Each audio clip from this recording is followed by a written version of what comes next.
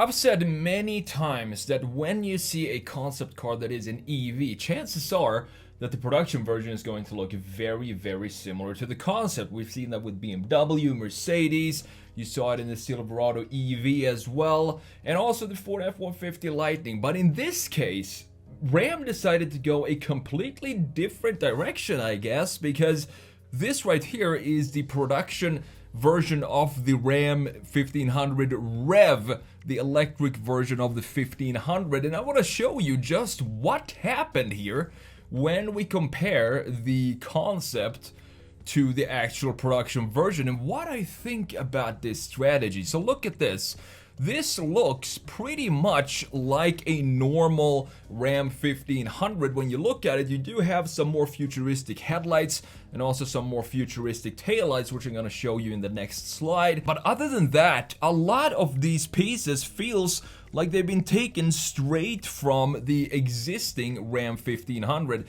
And to me, I don't think that's a bad idea, because people who buy trucks, they want to use it for specific purposes and they want things to be recognizable and not have it be too high-tech and too different from what they're already used to. And I think Ram did a good job of kind of showing us what the designers had in mind if they could go completely nuts and design whatever they wanted, and that was the concept. But then they said, okay, let's dial it down a little bit for the production version, and let's try to make some sales with this thing. So they decided to go a little bit more conservative with the design, which is totally fine. And I've always been a fan of the Ram trucks. I have a 2020 Ram Rebel myself. I bought it because I think it's the best looking half-ton truck out there. This looks almost like the redesign that I made back in May of 2022, which was a lot more conservative than the concept version. You can see that we still have a very strong brand identity with these front headlights. There's no way you're gonna think of this as anything else but a Ram when you see this, either at daytime or nighttime. You also have this Ram logo in the center now being illuminated. It looks really good. It looks like a proper truck. You could mistake this for an internal combustion engine.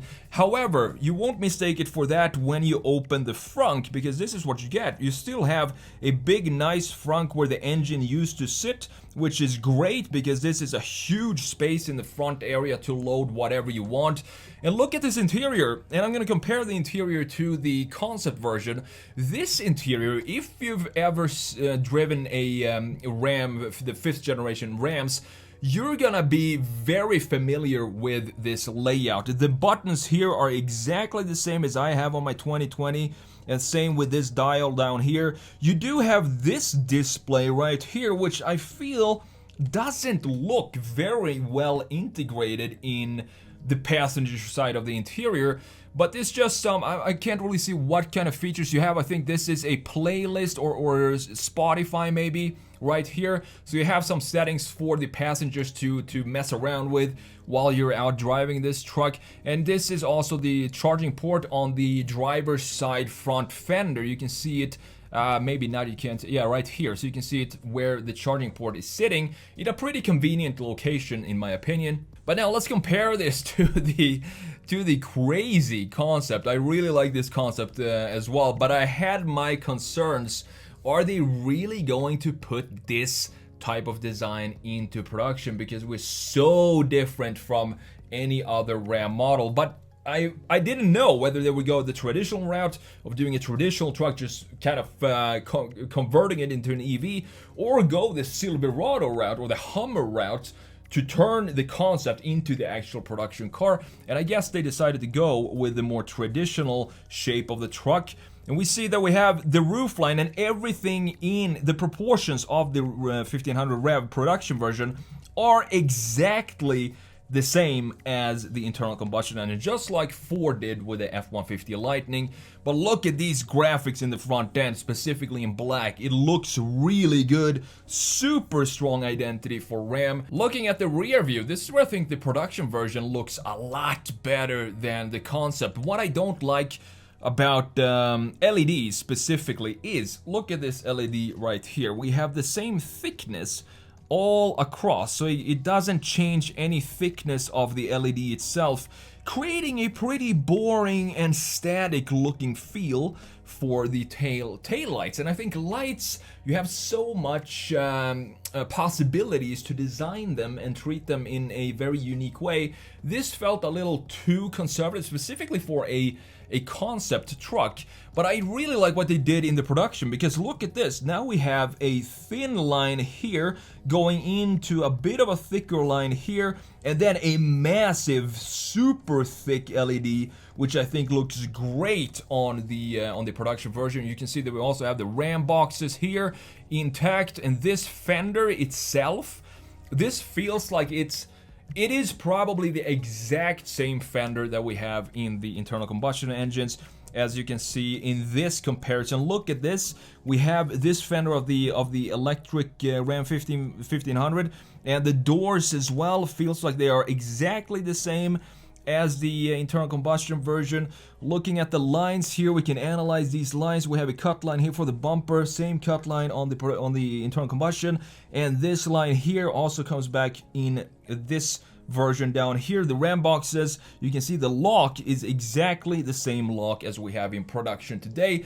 However, they absolutely needed to change the tailgate because we have a brand new taillight. However, the outline here is still the same outline as we have in the internal combustion versions, as you can see right here. However, the tailgate needed to be redesigned because we have different light bars going in further than we have on the other versions of the Ram 1500.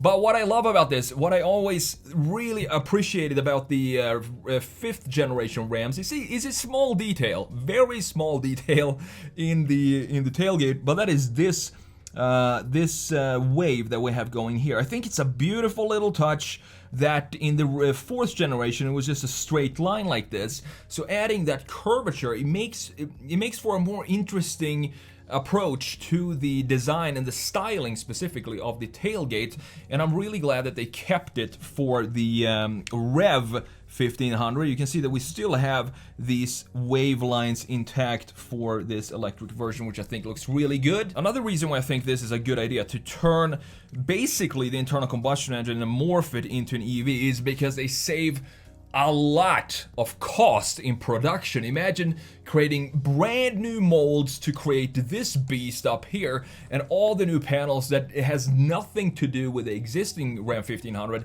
It would cost a fortune to do that. So turning these panels, keeping the doors, the greenhouse, the rear and front fenders intact, and the same in the 1500 REV will save Ram a lot of money. And it also still brings that familiarity that people have with the Ram brand. So looking at this interior, when I saw the concept interior, this was one area that I definitely knew that they're not gonna put this interior into production because it's just basically it's too wild, and I don't think truck people necessarily would like to have such a big difference from the normal internal combustion engine in the interior. So what they did is essentially same thing like they did with the exterior of the car. They took the same interior pieces and just modify it to suit an EV truck.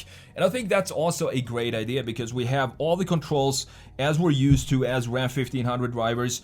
We have the same controls in the Ram 1500 REV that we're used to, and I think that's a good idea as well to transform or get more people over to the electric version of the 1500. So interesting approach by Ram.